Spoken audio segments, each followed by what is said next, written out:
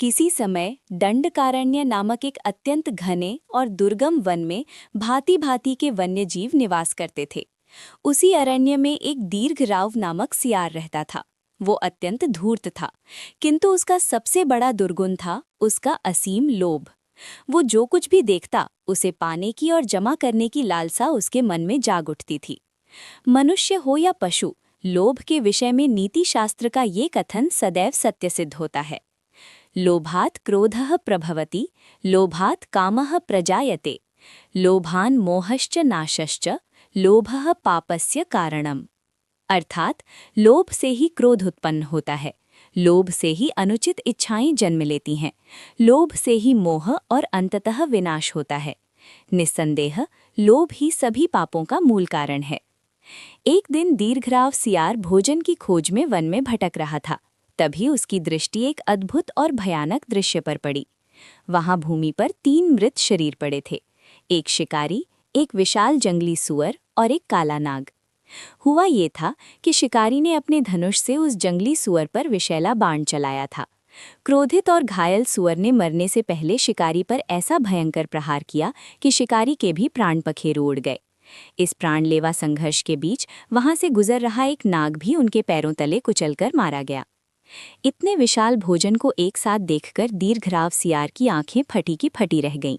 वो आनंद से उछल पड़ा और सोचने लगा, अहो, आज तो विधाता ने छप्पर फाड़कर मुझ पर कृपा की है। इतने भोजन से तो मेरे कई महीनों का प्रबंध हो गया। दीर्घराव सियार को भोजन का उपभोग कर लेना चाहिए था, किंतु उसका लोभ जाग उठा। वैसे भी नीति शास्त्र में कहा भी गया है, उपार्जितानां वित्तानां त्याग एव हि रक्षणम, तडागोदर संस्थानाम परिवाह एवं बसाम। अर्थात अर्जित किए गए धन या भोजन का उपभोग और दान करना ही उसकी सबसे अच्छी रक्षा है। ठीक उसी प्रकार जैसे किसी तालाब के पानी को स्वच्छ बनाए रखने के लिए उसमें से थोड़ा पानी बाहर बहने देना आवश्यक होता है, अन्यथा जल सड़ जाता है। किंतु अत्यंत लोभी दीर्घराव ने हिसाब लगाना आरंभ किया। ये विशाल सुअर मेरे 2 महीने का भोजन है, ये शिकारी 1 महीने तक मेरे काम आएगा, ये नाग मेरे 2 दिन की भूख मिटाएगा। अतः ये सारा स्वादिष्ट मांस मैं आज नहीं खाऊंगा, इसे भविष्य के लिए सुरक्षित रखूंगा। तभी उसकी दृष्टि शिकारी के उस धनुष पर पड़ी जिसकी डोरी यानी प्रत्यंचा जानवरों की सूखी नसों और चमड़े से बनी थी। सियार ने सोचा, आज मैं अपने दिन की शुरुआत इस सूखी और कठोर डोरी को खाकर करूंगा, ताकि मेरा स्वादिष्ट मांस बचा रहे।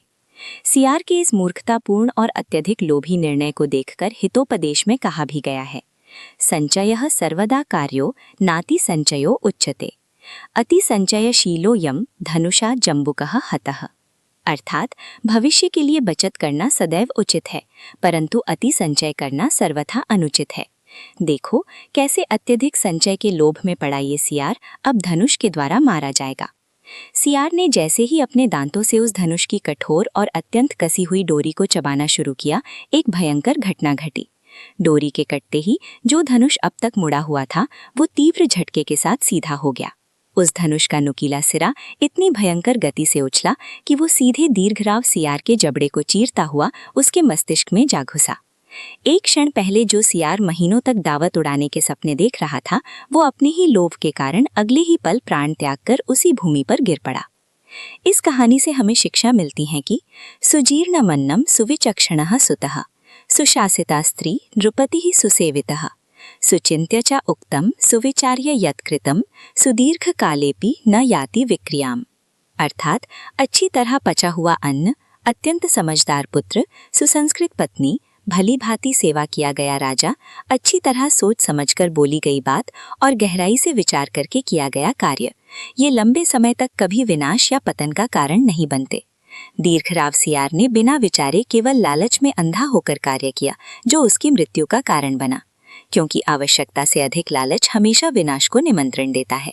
अतः जो हमारे पास है पहले उसका आनंद लेना और सदुपयोग करना सीखना चाहिए, न कि केवल उसे भविष्य के लिए बचाकर रखने की अंधी दौड़ में जीवन नष्ट कर देना चाहिए।